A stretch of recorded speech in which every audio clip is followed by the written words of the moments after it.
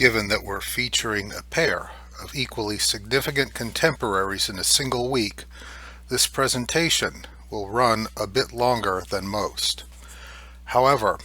as you can see from their dates, Francesco Petrarch and Giovanni Boccaccio are easily paired, and both are worth featuring as key figures in the development of both humanism and in the heralding of the European Renaissance. In our introduction to this module, and also in our time with Dante Alighieri, we spent some time imagining the significant details that heralded the approach of humanism and of the Renaissance generally. It's important to remember that the pathway to progress was by no means a uniform or clear-cut process, and many scholars identify various fits and starts beginning in the High Middle Ages that signal the halting and messy approach recognized in evolving technologies, noteworthy historical developments, and changing conceptions of humanity and nature.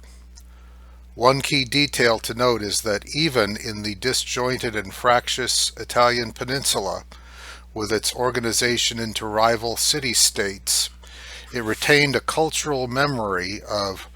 Roman imperial and political dominance, and was also a center of innovation somewhat before the rest of Europe began to show discernible breaks from the feudal structures and church-influenced worldviews held by multiple tradition-bound medieval institutions and societies. Enter Petrarch, considered by many as the true father of Renaissance humanism. One of his great achievements was to align Christian faith practices and ideas about human development and potential, and in so doing he liberated humanity from the narrow roles and ranges of function assigned to each individual person. A student of ancient history and culture, he saw in these bodies of literature and knowledge the vehicles for self-cultivation that led humankind to more evolved life experiences and ways of understanding the world. Please take a moment to review the context for those achievements explained on this slide.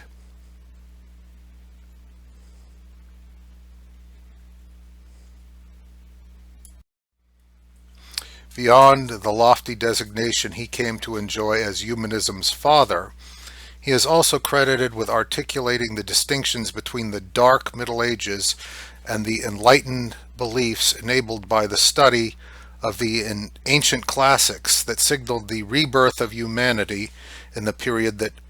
came to be identified as the Renaissance.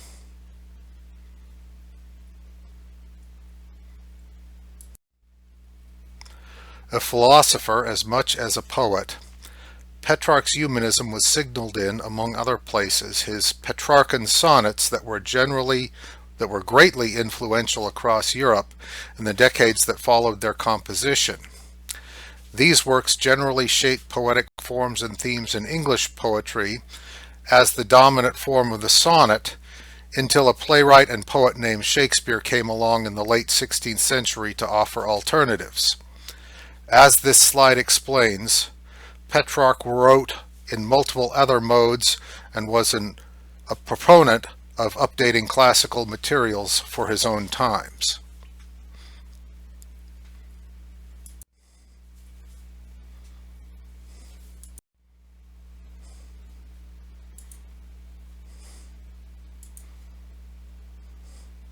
As much as he imitated and updated models and forms from the ancient world, Petrarch also Christianized them, and in so doing advanced the humanist cause, and along with it the range of possibilities available to individual humans willing to use ancient sources of poetry, philosophy, and political theory to enable their own self-cultivation. Along with Dante and Petrarch, Giovanni Boccaccio, the latter's contemporary, is identified as the third crown of Italian literature. A review of this slide will establish his position as a mediator between historical eras and cultural traditions, and his literary contributions help to establish a foundational identity for the literature of the European Renaissance. Writing in both Latin and Italian vernacular, Boccaccio's composed texts that have continued to engage scholars and to open pathways to new literary categories and fields of study. Your selections for this week are taken from his Decameron, Boccaccio's best-known collection of stories, which itself has an interesting backstory and, with its pandemic-era setting, continues to offer ongoing relevance for our own times.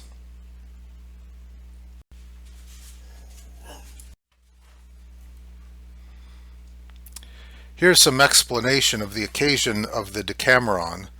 so please pause and review. Basically, this work imagines a group of 10 aristocratic young people retreating from the summer plagues of Florence to a quaint country estate setting where they decide to manage their boredom by walking, exercising, and dancing,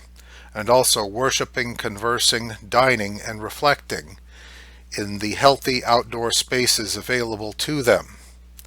To provide structure to their days, they engage in a storytelling competition, which enabled Boccaccio not only to repurpose several ancient stories, but also to update them and adapt them to new narrative styles and techniques of storytelling. Of course, our aristocratic youths have occasion to aspire towards their own visions of the finest versions of themselves, and so on the whole the message of Boccaccio's masterwork is markedly optimistic and uplifting. Despite the ravaging plagues in the background, who wouldn't want to be among a stylish and noble collection of cohorts, each working to realize in their engagement with each other the finest versions of themselves?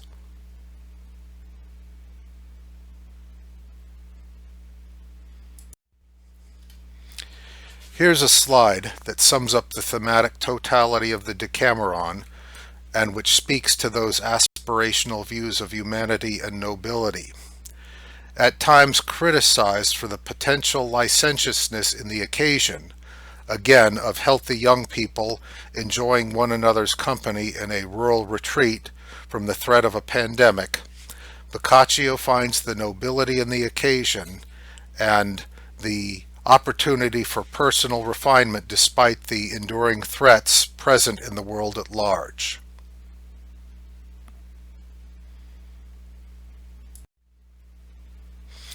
One noteworthy example of Boccaccio's range of influence comes about a half-century later, when an English poet gets a hold of his stories and repurposes two in particular for his own purposes. Chaucer's extended narratives in The Knight's Tale of the Canterbury Tales, and in his longer work Troilus and Cressade, capture the extent of Boccaccio's influence and continue even today to prompt modern scholars to consider the implications of this tantalizing literary relationship. If you've had occasion to take a class in Chaucerian literature, you might have heard something about this connection across decades and regions, and if not, it's certainly worth considering as you ponder the process by which an earlier story might have influenced a later author's retelling of it for his or her own audience and purposes. For now, I'll express the hope that you found this introduction useful, and I'll thank you once again for your attention.